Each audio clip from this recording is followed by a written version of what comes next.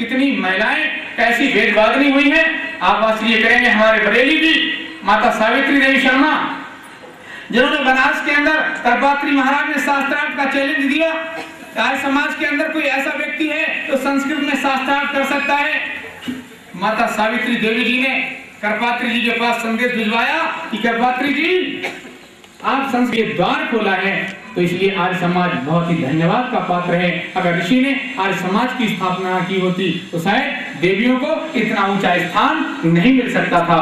मैं आपसे निवेदन करना चाहता हूं, और ऋषि ने वेदों के कितने सत्य अर्थों का प्रकाश किया है, वेदों के एक एक रहस्य को खोलने का प्रयास किया है।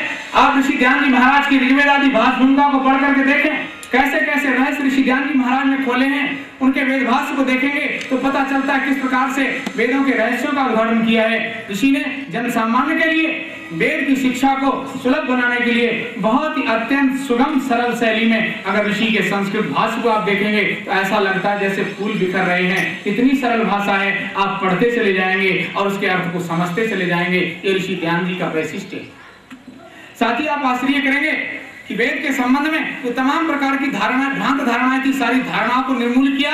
ऋषि के आने के पहले लोग कहते थे कि वेदों को तो शंखासुर चुरा ले गया, वेदों को शंखासुर चुरा ले गया। तो स्वामी ध्यान जी महाराज ने एक बात कही लोगों से, जो उनके सामने आए, तो स्वामी जी ने वेद का प्रमाण देने की बात कही तो लोगों ने कहा शंखासुर चुरा ले गया। स्वामी जी कहते सुनो, मैंने तुम्हारे प्रमाद रूपी शंखासुर का वध करके ये वेद मंगाए हैं, ये वेद हमारे सामने रखे हैं, इन वेदों के दर्शन करो बैठो।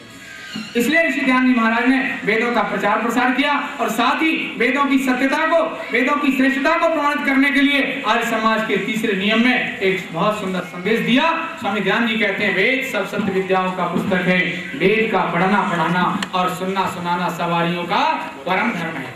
सामान्य धर्म नहीं बताया ऋषि ने, ऋषि ने कहा वेद का पढ़ना पढ़ाना सवारियों का परम धर्म है।